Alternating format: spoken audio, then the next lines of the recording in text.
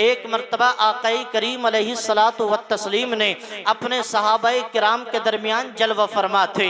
एक तरफ अबू बकर, एक तरफ उमर फारूक आज़म, एक तरफ उस्मान ज़ुन्नुरैन, एक तरफ अली शेर खुदा, एक तरफ तलहा बिन ज़ुबैर, एक तरफ उबैद बिन जर्राह और एक तरफ अबू हुरैरा, एक तरफ हज़रत ज़ुबैर इब्न अवाम, एक तरफ हज़रत सुफियान। ये मुक़द्दस सहाबा का झुरमुट लगा हुआ है। ये सितारों के मानिंद बैठे हैं और बीच में चांद जैसी सूरत लेकर के मेरे मुस्तफ़ा जलवागर हैं। फिर मेरे आका इरशाद फरमाते हैं, ऐ अबू बकर ये बताओ, ऐ उमर अली उस्मान ये बताओ, ऐ तलहा बिन ज़ुबैर ये बताओ, ऐ अबू हुरैरा ये बताओ कि जब तुम ज़मीन पे चलते हो तो चलते वक्त तुम्हारे कदमों से जो मिट्टी लगती है वो कदमों से लगने वाली मिट्टी किधर चली जाती है, उस मिट्टी का क्या होता है? अबू बकर सहाबाए किराम अर्ज करते हैं, ऐ अल्लाह के रसूल जब हम ज़मीन पे चलते हैं तो हमारे कदमों से जो मिट्टी लगती है वो कदम से लग के वहीं हमारे कदमों के नीचे दब जाती है। हम फिर अगला कदम उठाते हैं,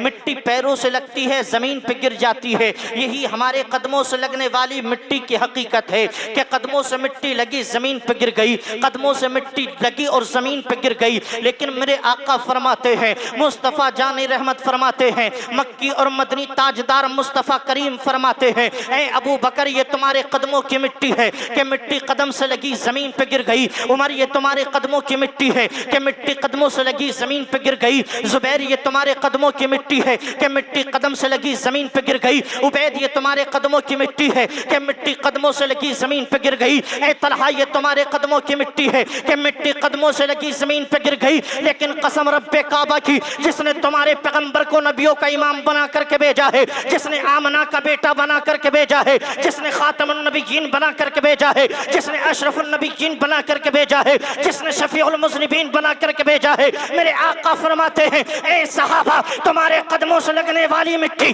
जमीन पे गिर जाती है, लेकिन जब ये नबियों का इमाम जमीन पे चलता है और कदमों से मिट्टी लगती है तो मिट्टी जमीन पे नहीं गिरती, बल्कि अल्लाह ताला उन ज़र्रात को जमीन से उठाता है और आसमान के सितारों का ताज बना देता है। बरेली के कलंदर कहते हैं, जर्रे झड़कर तेरी बेजारों के, जर्रे झड़कर तेरी बेजारों के ताजे सर बनते हैं सैयारों के। सरकार के कदम लगे तो अल्लाह ने मिट्टी की क्या खाई, कहाँ गए कहीं ना, क्या लाए कुछ ना, वो कहानी नहीं होनी चाहिए। अल्लाह ने किस चीज की कसम इरशाद फरमाई? मिट्टी की, मक्का शरीफ की मिट्टी की। क्यों? क्योंकि मुस्तफ़ा के कदम उन मिट्टी पर लग चुके थे। लेकिन आप चूंकि सुनने के मूड में हैं तो मैं इश्क का एक नुक्ता यहाँ पर यह भी बयान कर दूं कि सरकार मक्का शरीफ में पूरी ज़िंदगी नहीं रहे, बल्कि 53 साल तक मक्का में रहे और फिर आखिरी 10 साल मुस्तफ़ा ने मदीना शरीफ में गुजारी। अब आशिकों के दरमियान ये बहस छिड़ गई कि अल्लाह ने मक्का शरीफ की मिट्टी की कसम इरशाद फरमाई चूँकि मुस्तफ़ा मक्के में थे, लेकिन जब मुस्तफ़ा मदीने में आ गए तो फिर मदीने की मिट्टी की अजमत क्या है, फिर मदीने की मिट्टी का तकद्दुस क्या है, फिर उसका मकाम क्या है। फिर आशिकों के दरमियान ये बहस छिड़ गई कि अब ये बताया जाए कि मक्का बेहतर है कि मदीना बेहतर है, मक्का शरीफ अफजल है या मुस्तफ़ा का शहर मदीना अफजल है। किसी ने कहा मक्का शरीफ अफजल, इसलिए कि वहाँ अल्लाह का घर है, वहाँ जबल रहमत है, वहाँ सफ़ा मरवा है, वहाँ अरफात है, वहाँ मिना है, वहाँ हज किया जाता है। किसी ने कहा मदीना अफजल, इसलिए कि वहाँ जनाब वाला ओहद का पहाड़ है, वहाँ जंगे बदर हुई है, वो मदीना शरीफ है, वहाँ मस्जिद नबवी है। किसी ने कोई दलील दी, किसी ने कोई दलील दी, लेकिन सुन्नी कहता है सब ने कुछ कहा हमने सुन लिया, लेकिन ये बताओ ऐसे मौके पर आला हजरत ने क्या कहा है, बरेली के कलंदर ने क्या कहा है। तो मैं आपको बताना चाहूँगा, ये बरेली के कलंदर की पहचान रही है, ये बरेली के इमाम की पहचान रही है। वो जब भी बोला सबसे जुदा बोला, वो जब भी बोला सबसे अलग बोला, वो जब भी बोला इश्क की जुबान बोला, वो जब भी बोला मोहब्बत की जुबान बोला। मेरा इमाम कहता है, कोई कहता है मक्का अफजल, कोई कहता है मदीना अफजल। अरे हमें इससे क्या करना कि मक्का अफजल कि मदीना अफजल, तैबा न सही अफजल, मक्का ही बड़ा जाहिद, तैबा न सही अफजल, मक्का ही बड़ा जाहिद। हम इश्क के बंदे हैं क्यों बात बढ़ाई है। फरमाया कैसी बात करते हो, हम इश्क के बंदे हैं क्यों बात बढ़ाइए, हमें तो मक्का भी चाहिए हमें मदीना भी चाहिए, दोनों चाहिए। आए हाय मिट्टी जुड़ गई, मिट्टी को बेहतर कर दिया। अब सुनिए, आइए मैं मौजू की तरफ आऊंगा, हजरत अबू बकर की तरफ। अल्लाह ने मिट्टी को इतना अफजल कर दिया, इतना अफजल कर दिया एक जगह पर।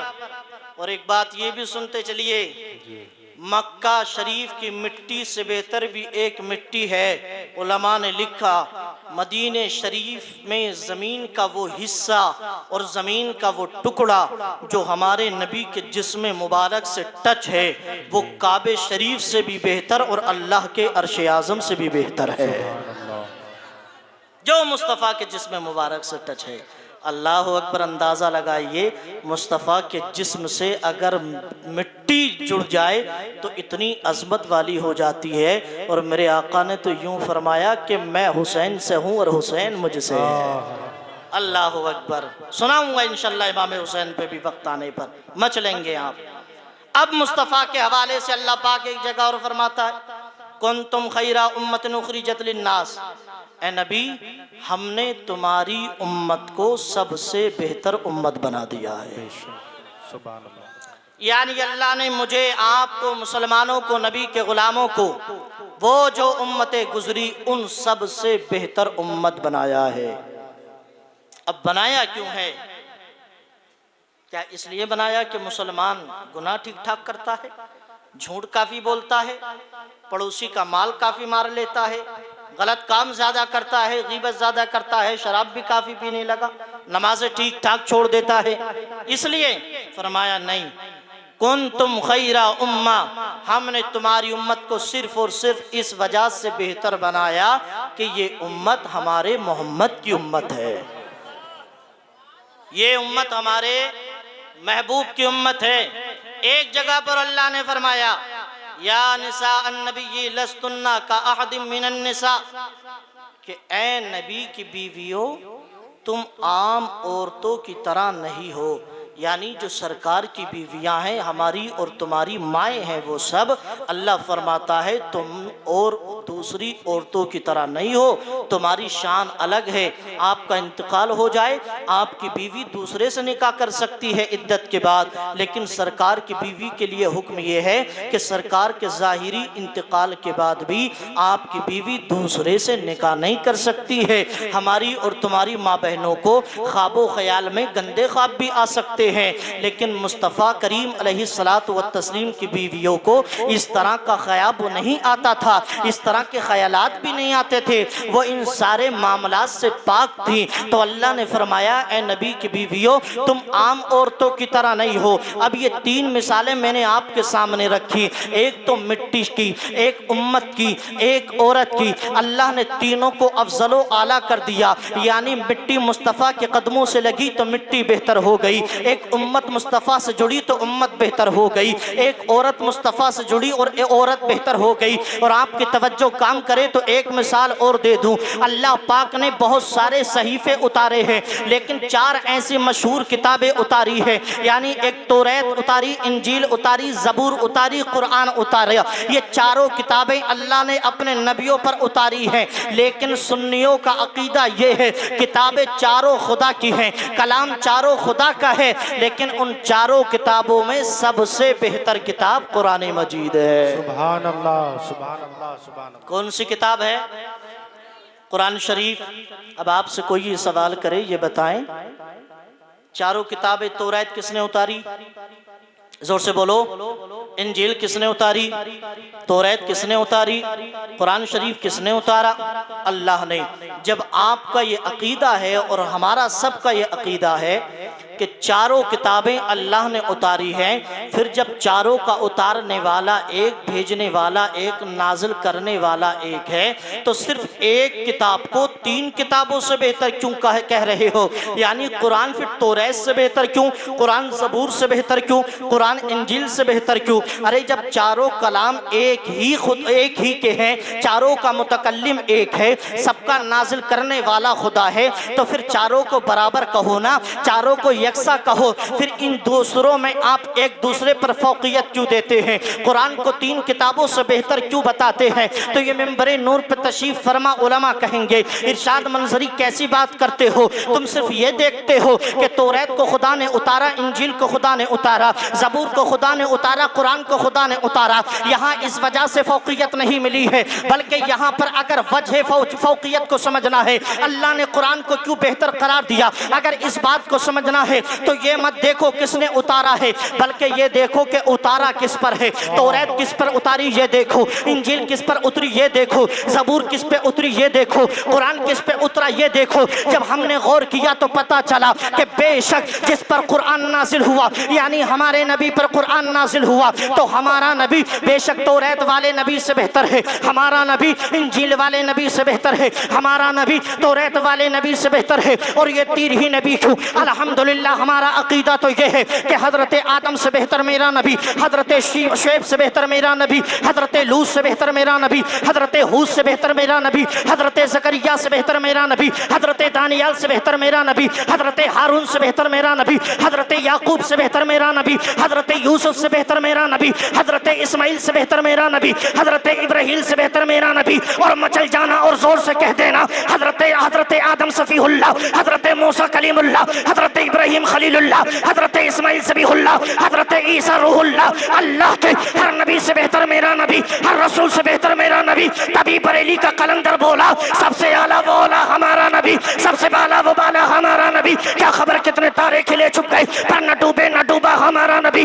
सारे ऊंचों में ऊंचा समझिए जिसे, है उस ऊंचे से ऊंचा हमारा नबी। सारे अच्छों में अच्छा समझिए जिसे, है उस अच्छे से अच्छा हमारा नबी। और खल्क से औलिया, औलिया से रसूल, और रसूलों से आला हमारा नबी। नारे तकबीर, नारे रिसालत, नारे गौसियत, उलमाए अहले सुन्नत, मसलके आला हजरत, जिक्र शहीद आज़म। मोहब्बत के साथ बोलें सुभान अल्लाह। बहुत खूब, जिंदाबाद, वाह वाह। इंशाअल्लाह। अभी नारा लगाना जानते हैं कि नहीं? हाँ जानते तो लगाया करें जी। नारा लगाना हजरत उमर फारूक आजम की भी सुन्नत है, सुभान अल्लाह। लगाया करो, अल्लाह सलामत रखे। कुरान जुड़ा कुरान बेहतर, उम्मत जुड़ी उम्मत बेहतर। और मेरे भाइयों, मिट्टी जुड़ी मिट्टी बेहतर, औरत जुड़ी औरत बेहतर। अब जरा अंदाजा लगाइए, जिस नबी की सिर्फ निस्बत में इतनी बरकत है, उसकी जात में कितनी बरकत होगी। मेरे मुस्तफ़ा दुनिया में आए, आ गए मुस्तफ़ा। जब मुस्तफ़ा माँ के शिकम में थे तो अब्बू का इंतकाल, 6 साल के हुए अम्मी का इंतकाल, 8 साल के हुए दादा का इंतकाल। 40 साल तक मुस्तफ़ा ने किसी भी तरह का ऐलान नहीं किया। और जब 40 साल के हो गए, अल्लाह का हुक्म नाजिल हुआ, ए हबीब अब ऐलान फरमा दें कि मैं अल्लाह का भेजा हुआ सच्चा पैगंबर हूँ। तो मेरे मुस्तफ़ा ने मक्का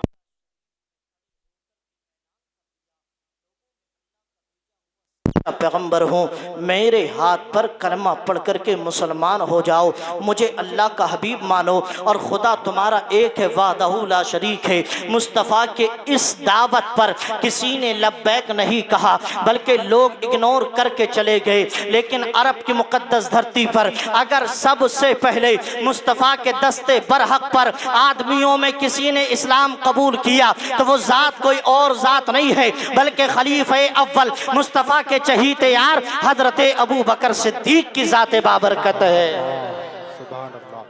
हजरत अबू बकर ने कलमा पढ़ा, इस्लाम के दामन में आ गए। और कैसे हैं अबू बकर, क्या शान है हजरत अबू बकर की, क्या अजमत है अबू बकर की। मेरे आका फरमाते, लोगों अल्लाह ने मेरी उम्मत पर अबू बकर की मोहब्बत को वाजिब कर दिया है। जरूरी है कि मेरी उम्मत मेरे यार अबू बकर से मोहब्बत करे। मुस्तफ़ा की उम्र मुबारक 25 साल की थी। सुनिए कितनी कुर्बानियां हज़रत अबू बकर सिद्दीक की जी। आपने कभी भी शिर्क का इर्तिकाब नहीं किया, अल्लाह ने आपको इस चीज से महफूज रखा था। जब मुस्तफ़ा की उम्र 25 साल और हजरत खदीजतुल कुबरा रज़ी अल्लाह तबारका व तआला अन्हा का माले तिजारत लेकर के मुस्तफ़ा मुल्क शाम के लिए रवाना हुए। 25 साल की उम्र में तिजारत के लिए सैयदा खदीजतुल कुबरा का माल है, मुस्तफ़ा लेकर के जा रहे हैं। अभी कोई रिश्ता नहीं है, कोई नाता नहीं है, अजनबिया हैं सैयदा खदीजतुल कुबरा।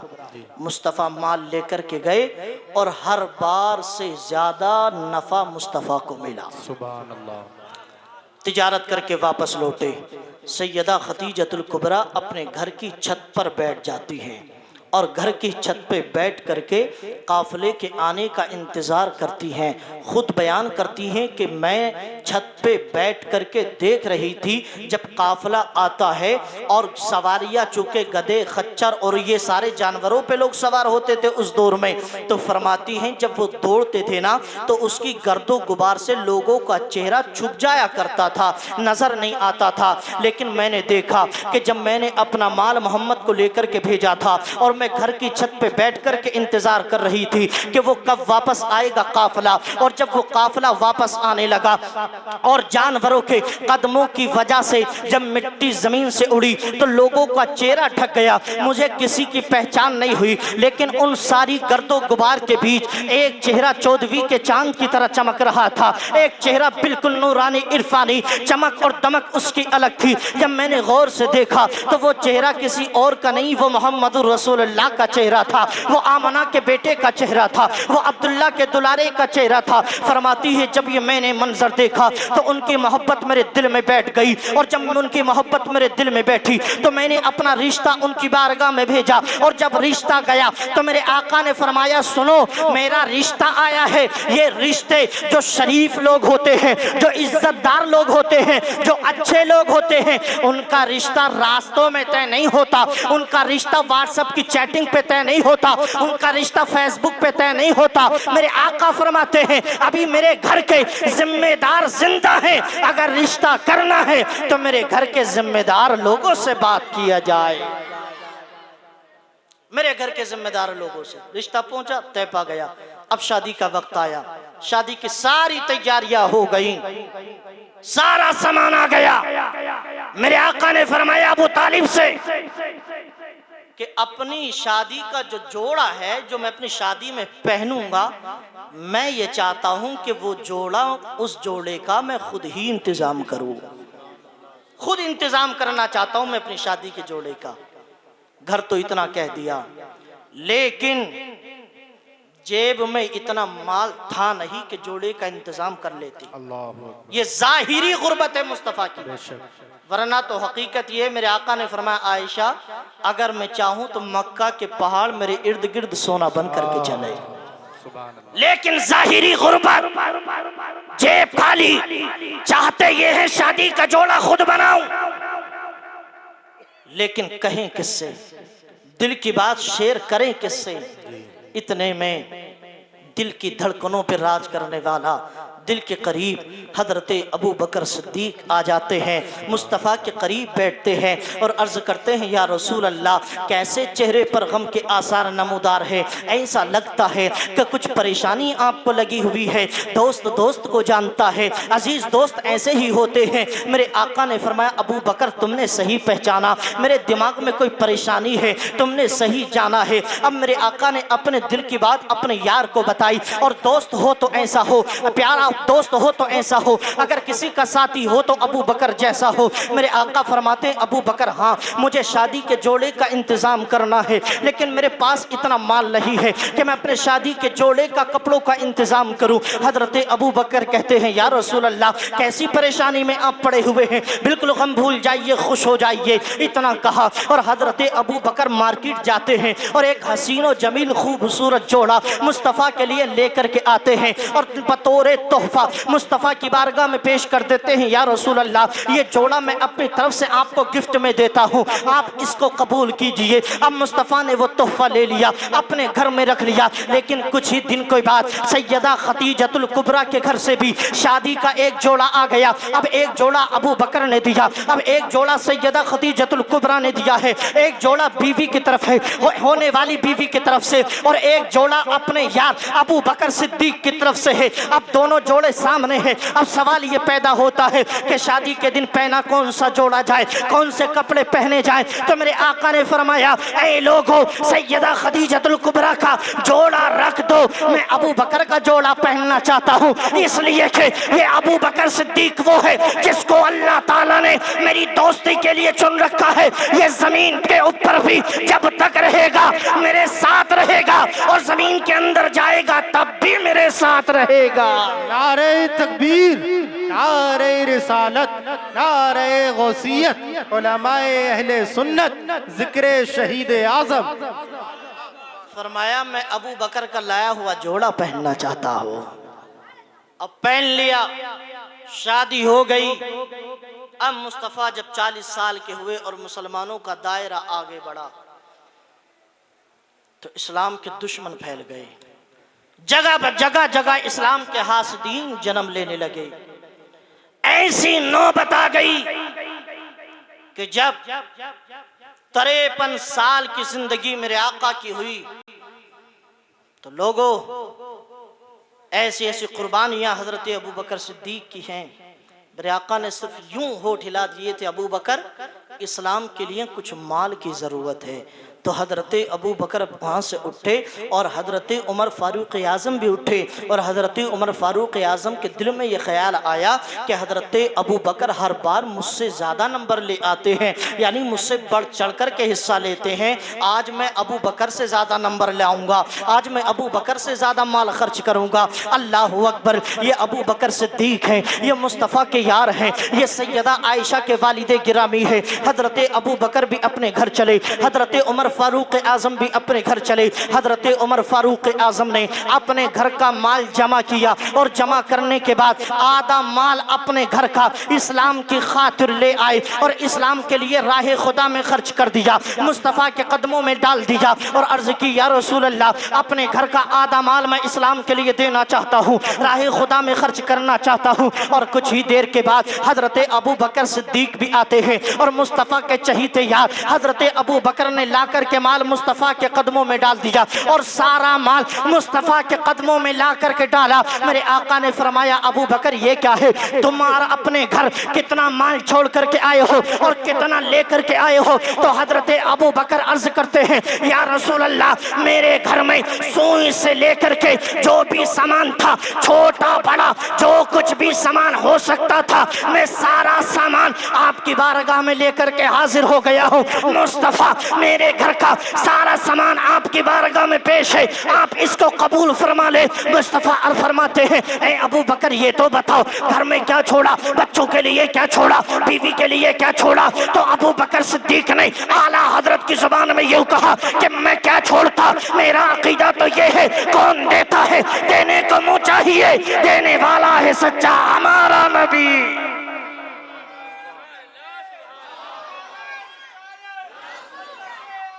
जिंदाबाद, जिंदाबाद, या गौस अल्लाह। फरमाया, हुजूर जो कुछ था वो सब आपके कदमों में ला करके डाल दिया है। ये सैयद आयशा के वालिद हैं, हजरत अबू बकर सिद्दीक, सैयद आयशा के वालिद। मेरे आका ने एक दिन आयशा से कहा, आयशा जो चाहो तुम्हारी मर्जी है, आज अपने नबी से मांग लो। सुभान अल्लाह। जो चाहो मांग लो, जो तुम्हारा दिल करे। सैयद आयशा वो फकीहा हैं कि जब किसी मसले का हल कहीं ना मिलता तो सैयदा आयशा उस सवाल का जवाब दिया करती थी। और मुस्तफ़ा की चहीती बीवी हैं सैयदा आयशा। फरमाया, मेरे आका ने, आयशा जो चाहो मांग लो। आज की औरत से अगर ये कह दिया जाए ना कि जो चाहो मांग लो, तो पहली बात तो वो मांगेगी नहीं, वो यही कहेगी, देखो तो कितना इतरा रहे हैं, आज तक 2 जोड़ी कपड़े सही से बना के ना दिए, ये मुंह और मसूर की दाल। लेकिन मेरे आका ने फरमाया आयशा जो चाहो मांग लो। सैयदा आयशा कहती हैं हुजूर इजाजत दें, मुझे क्या मांगना है मैं इसका मशवरा अपने वालिद अबू बकर सिद्दीक से करना चाहती हूँ। अल्लाह अकबर। चूंकि वो जानती थी ये मौके बार बार नहीं आते हैं। मुस्तफा की रहमत जोश में है, जो मांगोगे मिल जाएगा। मेरे आका ने फरमाया जाओ इजाजत है।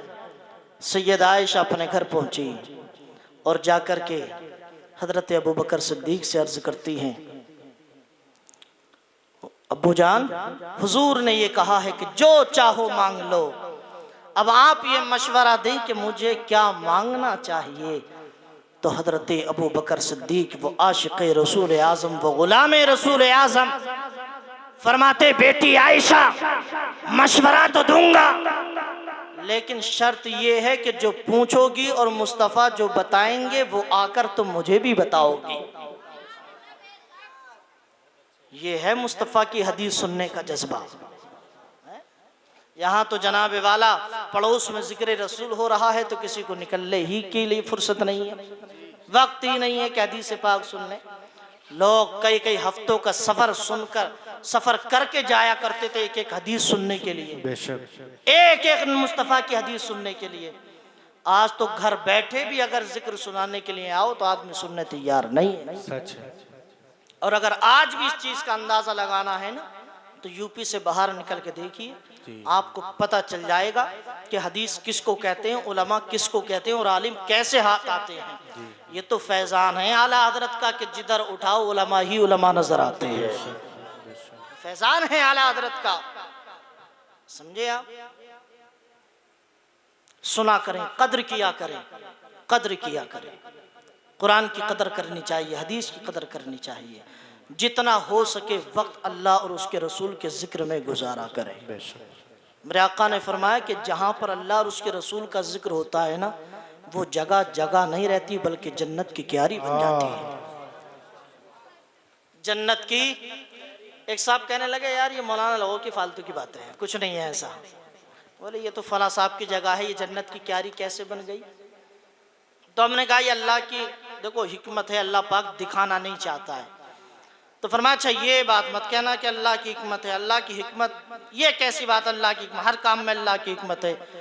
मैंने कहा क्यों, तुम्हारी समझ में क्यों नहीं आता। बोले अल्लाह के हर काम में हिकमत कैसे भाई। मार्केट में जाकर के देखिए तो आपको, जंगल में जाइए तो पता चलेगा कि अल्लाह पाक ने जनाब वाला आम का इतना बड़ा पेड़ है और उस पर छोटा सा आम है, और इतना बड़ा तरबूज और छोटी सी बेल। तो छोटी सी जान पे इतना बड़ा तरबूज और इतने बड़े पेड़ पे छोटा सा आम, ये क्या अल्लाह की हिकमत है। हमने कहा समझ में नहीं आता। बोले किसी दिन समझ में आ जाएगा, इंतजार करो। इत्तेफाक से जब बाग में गुजर हुआ जनाब का और ऊपर से बिल्कुल दशहरी काम जैसे ही गिरा, सर पे तो सर पकड़ के बैठ गया और अम्मी को याद करने लगा।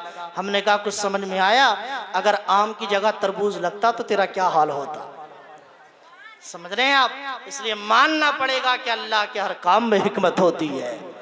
अल्लाह ऐसी जगह को जन्नत बना देता है। अरे भाई अगर दिखाकर ही अल्लाह को जन्नत देना है, अल्लाह दिखाकर नहीं देना चाहता है।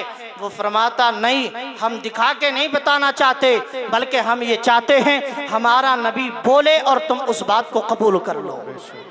बस हम इतना चाहते हैं। इसने कद्र किया करे। सैयदा आयशा पहुंची, अबू बकर सिद्दीक ने कहा जाओ जो मुस्तफ़ा बताएं मुझे भी बताना। अबू बकर ने फरमाया बेटी सुनो, अपने घर जाना, मुस्तफ़ा की बारगाह में पहुंचना और जाकर के अर्ज करना या रसूल अल्लाह, जब शबे मेराज आप जमीन से निकलकर बैतुल मुक़द्दस में पहुंचे, आपने नमाज अंबिया को पढ़ाई और वहां से पहले आसमान, दूसरे, तीसरे, चौथे, पांचवे और फिर अर्श आजम और फिर उसके बाद सिदरतुल मुंतहा और लामका पर आप पहुंचे। और जब आप ऐसी जगह पर पहुंचे जहां पर कोई मकान भी नहीं था, किसी का वजूद भी नहीं था, सिर्फ आप थे, आपका खुदा था। आप थे और आपका रब था, आप थे और आपका माबूद था, तीसरा कोई नहीं था। ऐ रसूलुल्लाह जरा ये बताइए, उस वक्त जब आप और आपका खुदा और तीसरा कोई नहीं था, तो आप दोनों के दरमियान जो बातें हुई थी उसमें से कोई राज की बात मुझे बताइए, उसमें से एक राज की बात मैं सुनना चाहती हूँ। सैयदा आयशा ने मुस्तफ़ा करीम की बारगाह में आकर के सवाल कर दिया, हुजूर बताएं राज की बात जो आपके और अल्लाह के दरमियान हुई थी। मुस्तफ़ा ने इतना सुना और मेरे आका मुस्कुराने लगे और फरमाया, तुझे ये मशवरा अबू बकर ने दिया है ना,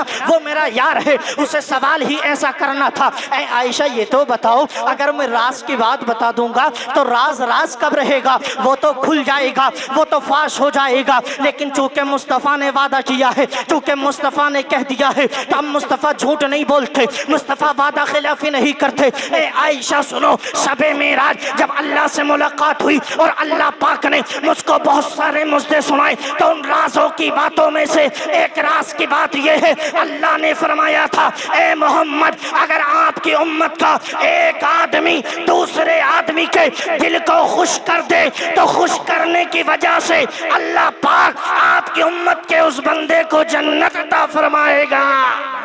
अब सैयदा आयशा ने इतना सुना तो हजरत अबू बकर सिद्दीक की बारगाह में वापस लौटी, वापस पलटी और जाकर के अर्ज की, अब्बू जान अल्लाह के रसूल ने फरमाया, एक मुसलमान दूसरे मुसलमान के दिल को खुश कर दे तो अल्लाह पाक उसे जन्नत देगा। दीवाने की निगाहों को जहां देख रहा है, दीवाना खुदा जाने कहां देख रहा है।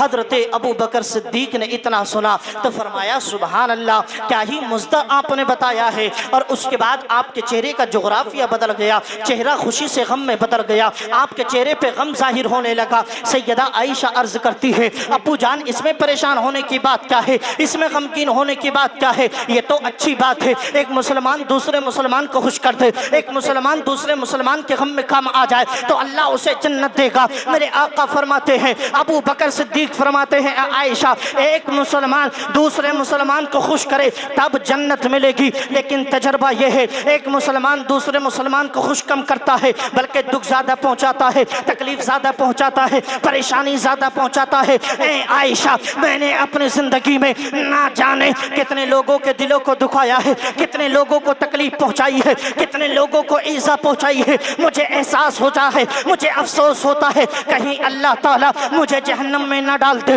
दोज़ख की आग के हवाले ना कर दे। जरा अंदाजा लगाइए, ये अबू बकर सिद्दीक है, ये मुस्तफ़ा के चहीते यार हैं जो इतना अफसोस कर रहे हैं। एक हमारा हाल है, हमने पड़ोसी को सताया, हमने दोस्त को सताया, हमने रिश्तेदार को सताया, हमने अपनी बहू के माँ बाप को सताया। कौन सा ऐसा जुल्म है जो हम और आप नहीं करते हैं? मेरे दोस्तों, अगर मोमिन बनते हो, अगर ईमान सलामत रखना चाहते हो, जन्नत में जाना चाहते हो, तो अपनी माँ को भी राजी करो, अपने बाप को भी राजी करो, अपनी बहन को भी राजी करो, अपने रिश्तेदारों को भी राजी करो, और इस हाल में जाओ। तब दुनिया से जाओ तो दुनिया कहे, कौन कहता है मोमिन मर गया, कैद से छूटा वो अपने घर गया।